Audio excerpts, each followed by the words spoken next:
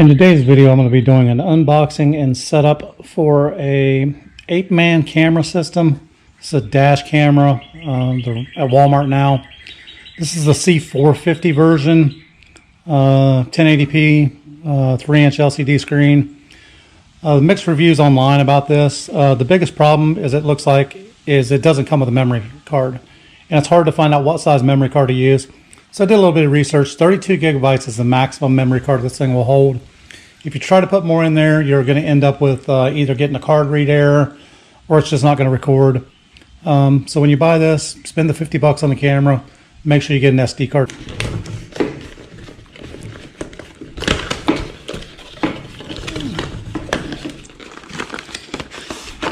Alright, so inside there's our dash cam. Looks like the directions are written in both Chinese and English, depending on which one you want to read. We've got our user manual, which normally I toss away, but in this case I might need it. Some of these little dash cams and small cameras are a little bit more complicated. Looks like we've got a window suction cup mount. Little micro key, probably a reset key. This looks like a key you would reset your router or something with. Paper clip, basically. And then we got our power cord. And the power cord is looks like a US or micro, micro power cord. It's a little bit older style cord, and it also has a USB plug on the end so we can power another source off of it. So basically if you're taking up your cigarette lighter space, you can plug another USB device into it. So that's all our pieces on the inside of the box. Film over top of the lens to keep you from scratching the lens while you're installing and hooking things up. I'm going to go ahead and peel this off the back of here so I can see my display. Now, just to make my life a little bit easier, I went ahead and just got an extension cord, USB block, and I'm kind of a pack rat, hoarder to some extreme. I've got micro USB ports. I've got cables for about everything, so I'm just going to put this on the table and set it up. That way I'm not trying to sit in a vehicle, place the camera, and go through a setup menu. Now I know absolutely nothing about this camera, so we're going to go through this together. Most of the time we can figure out menus just by pushing buttons. Let's start off by putting some power to it. Okay. And we've got insert SD card. So the camera looks like it's working fine. And again, we've got the film on the front of it, so it'll clear up once we get the film off of it. Looks like it's upside down. So the top where the cord is the top of the camera. And as you can see, it's super sensitive to LED lighting. All those little waves you see in the camera, that's from the LED lights I have above me. So first thing is if you're putting it somewhere besides a car, somewhere there's a lot of LED lighting, it's obviously subject to some lighting interference. I'm not sure what that's going to do to car lights at night. You may get the same effect on car headlights at nighttime. Again, don't know, never used this camera before. Now while I was opening up my SD card, the camera did shut off. I know it's got an impact sensor, or not an impact sensor, but a motion sensor and a vibration sensor built into it. Don't know how to set them up yet.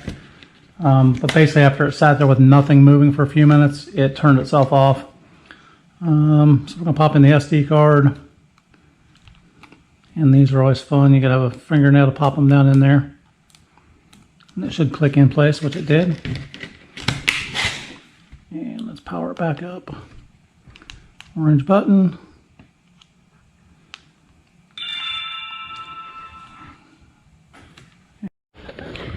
Okay, status lights. When the blue light's flashing, the camera's recording. Red light's on, it's charging.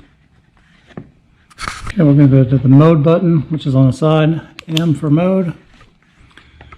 Okay, the top is video recording. The loop time is 3. That's the exposure. That's the G-force sensor. And that's audio on. Okay, since it's recording right now, if you press the OK button, it turns off the recording. So basically you can turn it on or off by hitting the OK button. And it looks like up here we're going to record an hour and 36 minutes. Again, I'm not so happy with that, but for 50 bucks, it's going to auto loop on itself. It's not going to matter. We can probably change the resolution, knock the resolution down. This is more for, I think, accidents. If something happens, you can pull the card versus, you know, driving around with a GoPro or something trying to just catch. Now, if you press the mode button again, it's going to take you into camera mode, so you can actually take pictures. Push it again, it's going to take you into video playback mode. That takes you back to the standard preview mode.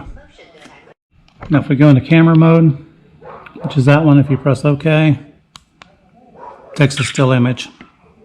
So if you're in an accident or something like that and you want to take still photos when you pull it out, you can switch to camera mode and actually take some stills. That's the playback or preview.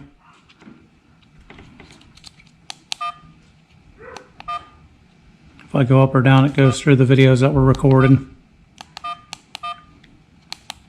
And then mode again should take me back to live view again. Let's get into the menu and see what happens. So we're in live mode or live preview. I'm going to hit the mode button on the side, or the, I guess it's the menu button. Up and down takes me through the recording loops, the wide range, the exposure.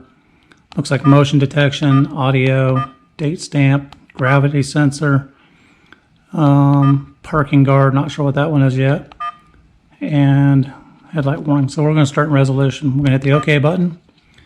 And like I said, you can change this to 720p or VGA. If we change it to 720p, I'm going to hit OK. I'm going to go back out of here. And that changed our recording to 2 hours and 23 minutes. So resolution, 2 hours and 23 minutes versus 1 hour and 36 minutes. So it actually gives you an extra hour of recording. We'll hit OK. We'll go to VGA, which is like 420 maybe. Maybe not even 420, 420i. We'll go back out of here. Oops, I didn't hit OK. Resolution. VGA, OK. Menu. And that actually gives us 3 hours. So each one gives you about an extra hour. Me personally, I'm going to set mine to the 1080 Full HD. Next one down is a loop recording. Okay. That's going to determine how long it records. So it's either going to record for 1 minute intervals, 3 minute intervals, or 5 minute intervals. I'm going to do a 5 minute interval. And that way, when it loops, it's just going to record 5 minutes at a time instead of 1 minute. Wide range dynamic on, so we're going to keep it like that. Exposure, I'm not going to mess with the exposure until I actually see it in the vehicle. You can probably make it a little darker, a little brighter. I'm going to leave default and see what happens. Motion detection. If you turn this on, which I'm going to, basically what will happen is if you're not doing anything and somebody walks in front of the camera, it should turn on the camera and record them. This is good for parking lots, your house at nighttime. Somebody walks by the front of your car, it's going to turn on the camera and record them. Okay. Audio. You can turn the audio on or off. If you turn on the audio, it's going to take up more memory because it's going to record your voice too. Me personally, I don't want anyone hearing me singing going down the road. Not a pretty thing to hear. So I'm going to leave mine on off. Date stamp.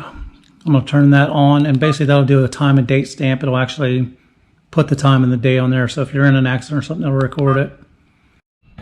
Now the gravity sensor, when you go into this, according to the manual, this will record and actually lock the footage onto the SD card, so it won't overwrite it. So basically, if you set this too high, every time the car vibrates or the wind blows or somebody bumps it, it's going to record, but it also stores that memory and doesn't overwrite it. Me personally, I'm going to turn this off completely because I don't want to use up my memory card. It says once it gets full, you actually have to format the SD card to get that memory off there. So I'm going to turn my gravity sensor completely. Okay, parking guard. It says turn this function. The device will automatically record when it detects vibration in the parking state. Parking guard needs special power boxes for specific dash cameras to connect the ACC and ground safety boxes. We're going to leave that off. I'm not going to mess with that. I don't even know what it is. Headlight warning. When the front of a dim light to a certain degree, it'll make a notice and flashing icon. So Again, I'm not sure what that does, but we're going to leave it on for now. And once I use it for a while, I'll figure that out. The description wasn't very plain. Again, it says when the front of dim light to a certain degree, the machine will make a notice and flashing icon. Push the menu button twice. That's going to take me into the time and date. So I'm going to hit OK. This is obviously the date they did the software was 2018, so this thing's been out for a little while, or the software has at least. So we're going to do 2020, and we're going to hit OK. It is April. Do the 9th. Okay.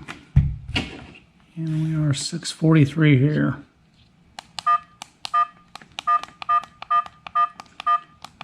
One, two, three, four, five, six. There. 43. 44 now. Okay. Okay. And then menu to get back.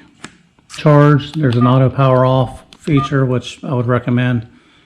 Basically, I think it's going to turn itself off when it doesn't detect any recording after 1 minute or 3 minutes of complete motionless, which that's what I said earlier. When I grabbed the SD card, it was off by the time I got back. So we're going to leave that on 1 minute for now. Beeping sound, that's optional. That's obvious. It either beeps when you push the button or doesn't. Startup sound plays a little jingle when you start it up. Me personally, off. Don't want to hear it jingling. Language, if you need to switch your language. We're not going to mess with the frequency. We're going to leave the screensaver off. Car number, I would assume, is if you have more than one car, you can add multiple car numbers to it. That's your format for your SD card. That's your factory default settings. That's the version number. So we are set now. Our time and date's down at the bottom. Of course, it's picking up vibration or motion because I just moved the camera a little bit. And that looks like about all there is to it. One last note on the mount. There's a little arm back here that turns left and right. When you put this up against your glass, you turn it this way and it locks that in place to keep the suction on your glass. Once you want to remove it, you turn it back this way and it releases the suction so you can actually get it off the window. Okay, so that's the C450 dash cam. Again, Walmart, 50 bucks. Buy a memory card, 32 gigabytes at the most. Me personally, get a high-speed memory card. It's going to record better and faster, at least 100 megabytes per second. Once I get it installed in the vehicle, I'll probably do another video separately on how to install it in my van. That way I can show you how to route the wires. And then I'll do a follow-up video in probably a week or two of actually using the camera, how it records, what the video looks like when we pop it in a computer. But as far as setting it up and ease of use, it looks pretty simple to use. Plug it in, turn it on, set the time, date, and drive your car.